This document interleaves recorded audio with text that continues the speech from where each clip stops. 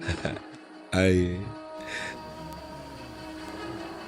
Then महर्षि, आपको great खली के नाम से जाना जाता है। अच्छा वर्ल्ड रेसलिंग होती है, उसमें आपने अच्छा। भारत की तरफ से पार्टिसिपेट किया था महर्षि। हमारी वर्ल्ड चैंपियन कई बार पूरे वर्ल्ड में सभी को हराया रेसलिंग में जी। हमारे राष्ट्र का नाम किया।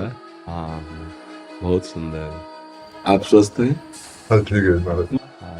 हमारी प्रार्थना है जो भी नाम आपको भगवान का प्रिय उसको जपा भी कीजिए, क्योंकि ये शरीर एक दिन जाएगा, ये तो आपको पता है ना, जाएगा। देखो पहले जैसा था वैसा जो आज है वैसा कल नहीं, जैसा कल रहेगा वो परसों नहीं। ये परिवर्तनशील शरीर है, इसका एक दिन पतन हो जाएगा, ये शरीर एक दिन नहीं रहेगा। तो आपने जो किया वो आपके साथ जाएगा। देखो आपने जैसे, ये हम तो ज्यादा जानते नहीं इस विषय में, पर इतना जानते हैं कि एक क्रीड़ा है, ये युद्ध क्रीड़ा जो आपने खेला वो एक युद्ध क्रीड़ा है। उस पे आपने हमारे राष्ट्र का नाम किया, आप हमारे भारत की पहचान बने। अब जब आप यहाँ से जाए तो आपके पास धन होना चाहिए, तो यहाँ का सिक्का काम नहीं करता। वहाँ जो भी जिस भाव से, भगवान के विविध नाम हैं, कोई अंग्रेजी में उनको पुकारता है, कोई उर्दू में पुकारता है, कोई हिंदी में पुकारता है। भगवान की सब भाषाएं हैं, सब भगवान के नाम हैं। अगर सच्चाई से भगवान का नाम जब किया जाए तो हमारा जीवन आना यहाँ सार्थक हो जाएगा। देखो आज आपकी पहचान है भारत में, आप अमुक हैं, लेकिन ये शरीर तक है। शरीर छूटने के बाद जहाँ आप जाएंगे उसकी पहचान के लिए आपके पास क्या है? हमारे प्रश्न को आप समझ रहे हैं? हाँ जी महाराज। वहां आपके पास क्या जाएगा? ना तो भारत का मेडल जाएगा, ना तो इस विश्व का कोई भी, किसी भी अमेरिका, हालैंड, थाईलैंड कहीं का नोट जाएगा, उस देश में तो नहीं जाता। ना ये शरीर जाएगा। वहां के लिए तैयारी क्या है? भगवान ने बड़ी कृपा की। मेरी प्रार्थना है कि हमारा आपसे मिलना व्यर्थ ना जाए। आपको जो नाम प्रिय हो भगवान का, 10 मिनट ही सही, आप जरूर जपिएगा। क्या प्रिय है आपको भगवान का, कौन सा नाम?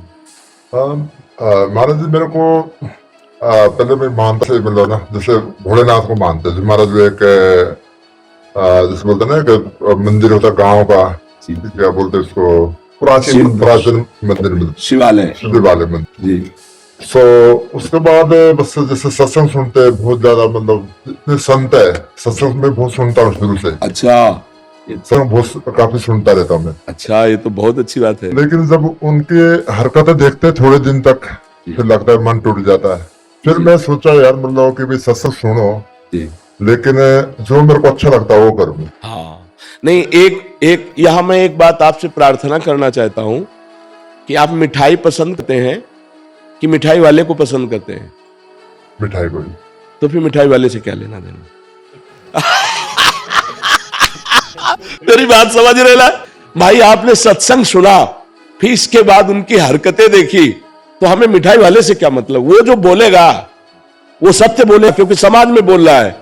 वो पीछे जो कर रहा है वो भोगेगा, उसका बोया हुआ कर्म है, वो भोगेगा। मुझे मिठाई से मतलब है, ये मिठाई खाता है कि नहीं, ये कैसा है, मुझे इससे मतलब नहीं। मिठाई देखी और उसे खाया तो मुझे स्वाद आया। बात समझ में आई? आप यदि सत्संग सुन रहे हैं तो आपको महान बना देगा सत्संग। हाँ, ये जरूर है कि असली रुपए का ही नकली बनता है, असली रुपए का ही नकली बनता है। यदि हमें नकली नोट मिल चुका है तो असली की खोज करें, मिल जरूर जाएगा।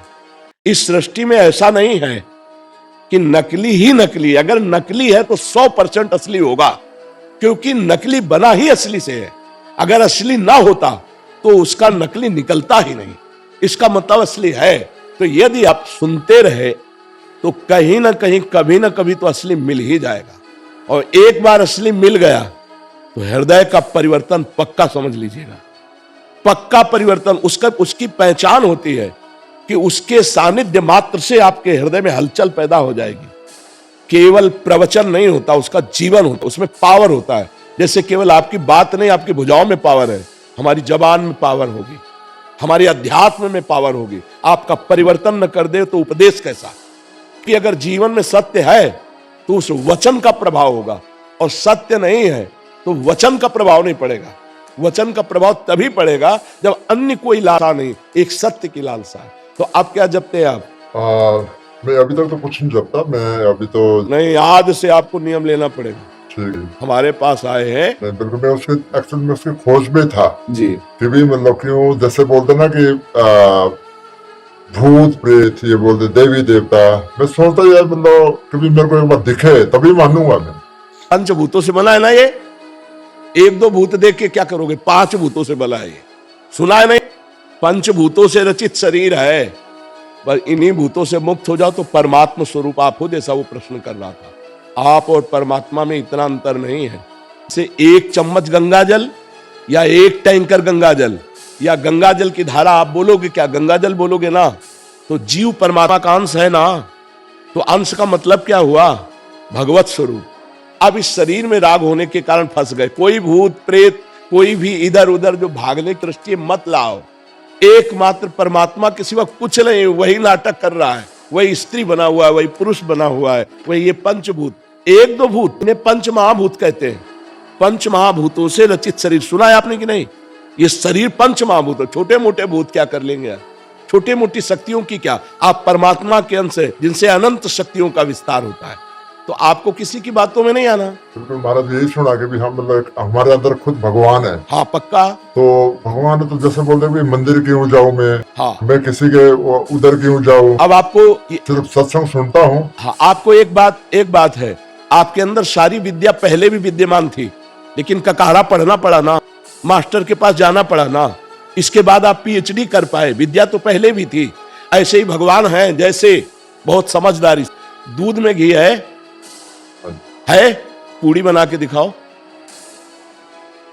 नहीं बनेगी ना, उसकी प्रक्रिया है। दूध का दही जमाओ, दही का मक्खन निकालो, मक्खन को गर्म करो, अब घी बन गया, पूड़ी निकालो। ऐसे ही परमात्मा है, उसकी प्रक्रिया है। वो प्रक्रिया अंत महात्माओं के समीप जाने से, उनके वचनों से प्राप्त